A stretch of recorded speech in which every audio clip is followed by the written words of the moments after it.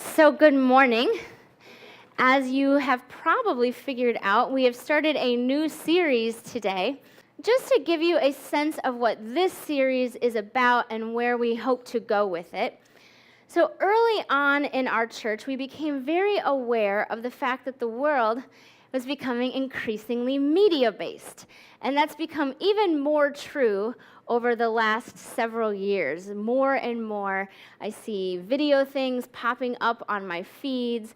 More and more people are using video in order to make their commercials, kind of talk to people about the things they want to talk about. And one thing that we noticed early on, even before this was as true as it is now, was that sometimes it was easier for a person to take in a message through a story that was visually told. People had more ability to connect with that somehow.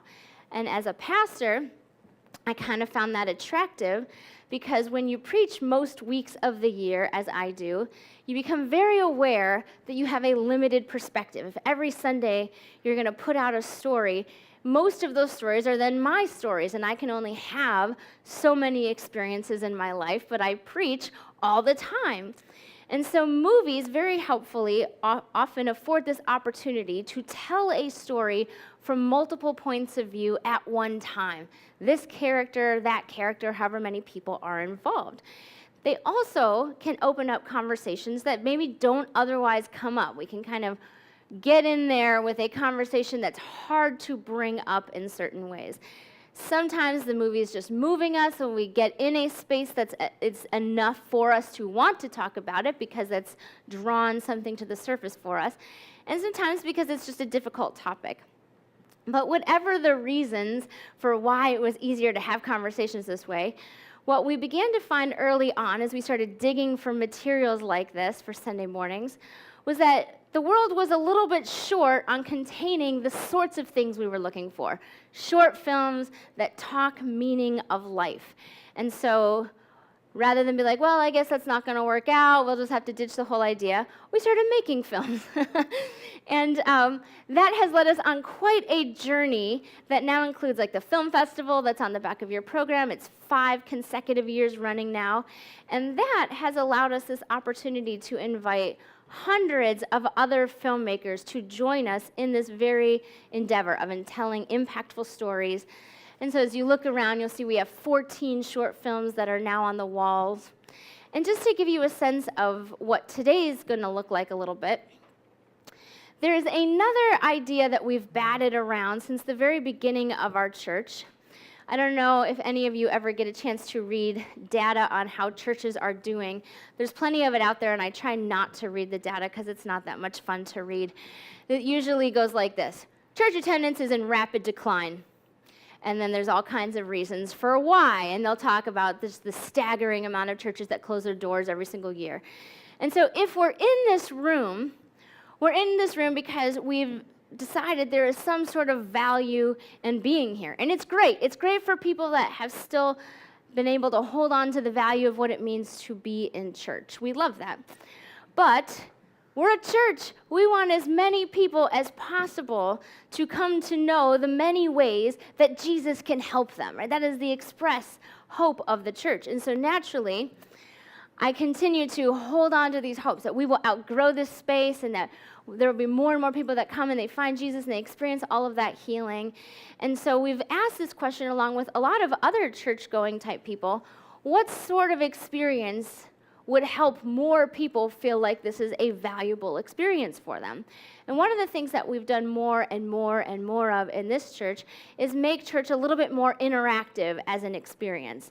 So not just to assume that there's one person at the front and that person has all these ideas that they need to communicate specifically, but to assume that each of us in the room has something to offer. And so you'll even notice, right, we have this opening reflection. The offering of praise that I bring this morning is. And this small little thing allows us to acknowledge we all have something to give when we come together. And that collective offering is actually a collective blessing, that when we all get to share, there's likely something that came from somebody else that was meaningful, not just one person standing at the front. So all of that I say because our goal with this series is to continue to become increasingly intentional with this idea of a church experience that is more interactive.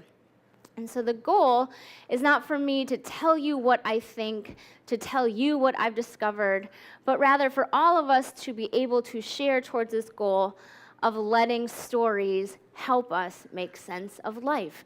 What is going on sometimes? How do we process all of that? And so to kick us off, before we watch the film today, I want to take some time with this psalm that's on the top of your program. So it's Psalm 34, verses 17 through 19 in the New Living Translation. And it says, "The Lord hears us when we call to him for help. He rescues us from all our troubles. The Lord is close to the brokenhearted. He rescues those whose spirits are crushed. We face many troubles, but the Lord comes to the rescue each time." So here we have our author, David, and he's talking about God as someone who's going to be there for us when we're in trouble. That God knows that trouble is a reality for all of us, and that God is not trying to abandon us, that God has no intentions of abandoning us. And so before we watch today's film, you'll notice that the chairs are in these little semi-arc shapes. And so if you are in a semi-arc by yourself, you'll want to find an arc that has at least a couple other people in it, because periodically throughout the day, we're going to take some time just to discuss together. And so there's a question that's going to come up here on the screen. Has there ever been a time where you felt that God helped you out? So in those groups, it's not like you have to go really far into it, just maybe 30 seconds per person. Has there ever been a time that you felt like God helped you out? So I'll give you a moment.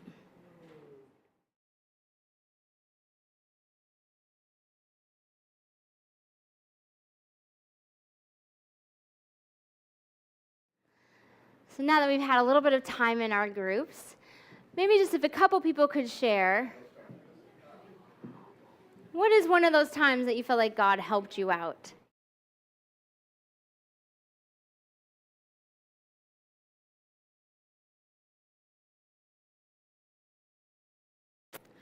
And so today's film, Melt, which we're going to take a look at in just a second, actually, it has something to do with this theme of being in the middle of tough times. And so before we do any more discussion, we'll take some time and we'll actually watch the film Melt.